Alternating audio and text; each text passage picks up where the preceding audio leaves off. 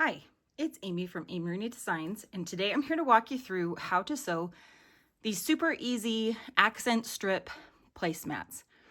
They're super fun and quick to sew. In this episode or this video, I will also show you how to embellish them with applique. These applique shapes, the hearts and the word love, are from my Bring the Love mug rug pattern, which I will link in the description below. But with or without the applique, using super fun fabrics, you can make seasonal or everyday placemats that pop and add just a little bit of fun and interest to your table and help protect your surfaces. So let's get sewing. The first thing that we're going to talk about is fabric selection. For our main print, you can choose whichever fabric you want. It's a big enough piece. You don't need to consider scale or anything like that. You will need 1/3 of a yard cut because you'll need 12 inches in height for the main fabric pieces. So you can get 2 out of 1/3 yard cut, or you could do the front and the back of the same 1/3 yard cut, however you want to do it. One thing that I do recommend is using a less expensive fabric for the back. You're not going to see it, and so a lot of fabric companies have a basics or a solids. So if you just get something that coordinates, it's usually less expensive. So you can do the backs and save your more expensive fun prints for the front. You will want to consider on your accent piece a couple of things. You want to make sure that there's enough contrast between this and your main fabric that it shows up and it is the accent piece it's intended to be. You also want to think about scale for it. If you're using a really large print for this accent piece, will it show up? You're only cutting a 4-inch wide piece. So you want to just kind of keep in mind things like scale and then contrast. And the other thing you want to consider is if you are adding the applique, any kind of applique to your accent strip, you want to make sure that the fabric you are choosing both for your accent strip and for your applique, that there's going to be enough contrast between them that you're going to be able to read the letters or tell that they're hearts in this case. So especially for your accent fabric or for the applique fabric, you want to make sure that your print is pretty saturated. So in this case, even though there are very large polka dots, they are both kind of saturated color. If this was a white polka dot, I would want to be careful that I don't put it on a background that's also white. Or in this case, this scale of this polka dot is right on the edge of what I would consider almost too big for the size of these hearts. So I want to make sure that I'm not losing any of the shape of my applique because of the print on my fabric for that applique. So some things that I recommend for using for fabric for your applique, solids are fantastic. They are saturated and they look great. Tone on tone fabrics are really great too. It adds some interest to your print without anything that's going to distract from the actual shape of your applique.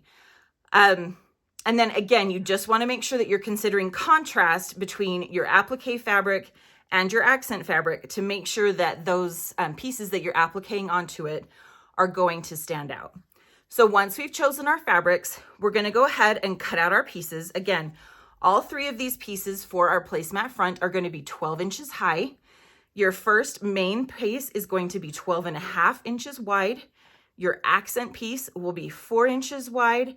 And then your little end strip here is 2.5 inches wide. And again, those are all 12 inches high. The next thing you're going to do is take all 3 of these pieces and sew them together using a 1/4 inch seam allowance. The next step is going to be to prepare our applique. Now, I really like to use these sheets of Heat and Bond. They're easy print. You can run them right through your printer, your home printer, and then you don't have to trace any of the pattern pieces. Today, I'm using applique pieces from my Bring the Love mug rug pattern, and I will link to that pattern in the description of this video. But you could use any applique that you want. You could find a font that you like. You can draw shapes. Anything that you want to do to accent this simple placemat is really fun. So once you've printed onto your heat and bond sheet, this is an adhesive, and you want to make sure that you are using one that is sewable. Otherwise you're going to gum up your sewing machine needle, and then your machine won't be happy and you won't be happy. So you can see on these sheets that one side is paper and one side is rough. That's the glue or the adhesive.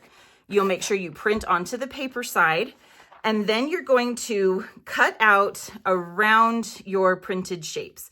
Now, I like to leave a margin here because I find it's just so much easier to cut out on the line instead of right next to the line. And second, it allows you to do just a really rough cut at first, and then you can come back and do a detailed cut later. I recommend using a good sharp pair of scissors. I really like this brand. They're called Karen Buckley scissors. They come in different sizes. This is one of the larger sizes. There's a medium size and a small size. I love all three pair. The thing I like about these is they have a little bit of a tooth to them, and they have a very sharp point. They cut all the way to the point of the scissors. It helps so much when you're cutting out your applique to have really good scissors. I will link to these scissors in the description also. Once you have all of your pieces, you're going to follow the manufacturer's instructions to fuse your fabric or your adhesive to the wrong side of the fabric you're using for your applique. Once you have your pieces all cut out, now we're ready to applique them onto our placemat front. So here's my pieces. I've sewn them together, again, using a 1/4 inch seam allowance. I've cut out all of my applique pieces, and now I'm going to position them in place. The first thing that you want to make sure that you do is position them on a surface you can iron on. Usually I take this to my ironing board, but because we're doing this on video, we're just going to use this little pressing mat that I have here. The next thing that you're going to do is peel away the paper backing from each of your pattern pieces. Now, if you find as you're peeling that the adhesive, you can tell if the adhesive is stuck to the fabric because the fabric will be shiny. If your adhesive isn't sticking to the fabric and it is still stuck to the paper, take it back to your iron, hit it for another second or so, let it cool, and then peel again, and then it should be stuck to your fabric. So I'm going to peel away the paper pieces. I'm only going to do a couple of these, and then just to give you the idea. This really is probably the most tedious part of applique. I mean, I like cutting with scissors, so that part doesn't bother me. That might bother you too. All right, now I'm going to use a ruler to help me position my applique and make sure everything's lined up. The first thing that I'm going to do is center my L here. Now, again, when we talked about fabric and we talked about contrast, these lips that are red are kind of interfering a little bit with my applique. So where I would normally position it, maybe a little closer to the bottom, I don't like how much that red lip is showing. So I'm going to position my applique to kind of hide that a little bit, or to make it a little bit less distracting so that the letter becomes a little bit more prominent. So in my case, I know I have about 1/4 of an inch, actually closer to 1/8 of an inch between the two. So I'm just going to make sure that this is giving me a straight edge, that I'm lining it up. It looks fairly centered there. And then I'm going to go ahead, and again, you want to follow the manufacturer's instructions. And I'm just going to hit that with an iron just for a second to kind of hold it in place while I position the rest. The reason that I'm doing that with this one in particular is that I want my word to be, the letters of my word to not necessarily all be so scrunched up to this side here. So what I've decided to do is I only have about 1/4 of an inch between my L and this seam here, but I'm going to do 1/2 inch for the rest of the letters, just so that they're a little bit more centered. This is totally a personal preference. However you decide to position your applique, you can do that. But you can see that I have my guideline on my ruler lined up with that seam so that I know I have a straight edge. And then I kind of eyeball it about 1/8 of an inch, maybe a little bit more. Let me go ahead and peel this other one to show you how this works. So then I will take my other one. I'm going to line it up again with that edge of my ruler to make sure they're all even. And then where you have different shapes of letters and different things like that, you just kind of want to pay attention to how close they are looking. It's really less about being precise on the ruler and more about making sure that it's just visually appealing to you. And the other thing that you want to pay attention to is, again, I have these red lips here that I'm kind of trying to manage around. And these aren't interfering too much. I feel like you can still really tell that that's a V and that kind of thing. So that's something that I would consider and keep in mind as I'm continuing to position all of my letters. Maybe I want to spread them out a little bit more if I think it will help avoid any confusion or anything kind of obscuring my, the readability of my applique here. So I'm going to place the E. Then I would peel and again place that heart, and maybe I'm going to scooch this one a little bit more to try to hide more of that lip right there. Once I have these positioned how I like them, and again, like on my E, I want to make sure that this straight edge here is parallel and so that it's not looking crooked or anything. Again, I will take my iron. I'm going to hit this with my iron, following the manufacturer's instructions. Typically, when you're first fusing it to the fabric, before you've cut them out, it's a shorter amount of time than when you're doing the final trying to stick it to the final place it's going to be.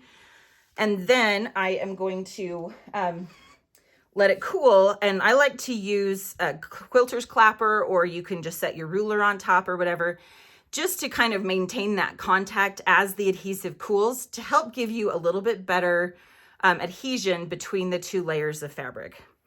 So I'm going to let this cool, and then I will take it to my machine and sew around it. So let me show you what that looks like. Okay, so you can see on this one, I'm going to hold it up a little closer, that on these bottom three, I have started sewing around my applique. I do have a whole video, actually a couple of videos, one about preparing your raw edge applique and another about sewing down your applique. If you're brand new to raw edge applique and you want a little bit deeper dive into that and a little bit more close up of how I do that, I will link to those videos again in the description. But I like to just use a straight stitch on my sewing machine. You could use a zigzag stitch. Lots of people like to use blanket stitches or other decorative stitches. It's a fun way to add another look to this. You could also use, now in this case, you can see I've used a white thread. I just kind of wanted it to disappear, but you could use a contrasting thread. Maybe you'd choose like this deep red, and then you could sew around it a couple of times and it would give it kind of a sketched look and help these hearts stand out a little bit more. So you can choose how you want to do it, if you want your stitches to stand out or if you kind of want them to fade into the background. But you will want to sew them down all the way around just to make sure that they're nice and stuck. It will help with the washability of these and just the overall longevity of them. If it's something that you plan on using a lot, and you are going to be washing them a lot, then I recommend using a narrow zigzag stitch all the way around, maybe even twice, just to give it some really good securing stitches to hold those in place to make sure that it's going to stand up to a lot of wear and tear. If it's something that you're mostly going to use for decorative purposes and that stuff, then this stitching isn't going to be quite so functional, and it's mostly just decorative and you can do whatever you want. Once you have all your applique sewn down, the last step is to just finish it off. You're going to make a quilt sandwich using a backing fabric, some batting, and then your front here. And then you can quilt it into place. I have just done some simple free motion quilting using my regular sewing machine. You can see that I did kind of some loose hearts here. You can do it however you want. You can choose to quilt around your letters. I just decided to quilt right over them to just kind of make them all part of it. Then you'll trim it up and then add your binding to this. I do have a whole series of tutorials on how I add binding to small projects like this. If you are new to that part of quilting, it walks you through all of the steps that I use. But either way, you're done. You have a beautiful set of placemats. Again, you can add the applique, you cannot add the applique. These would be really fun to just use fun seasonal fabrics, and just add this accent strip is a fun way to help them pop. Adding the applique just adds another level of design and fun. And I hope you've enjoyed this project. If you have, I hope you will like this video, subscribe to my channel, and until next time, happy sewing, friends.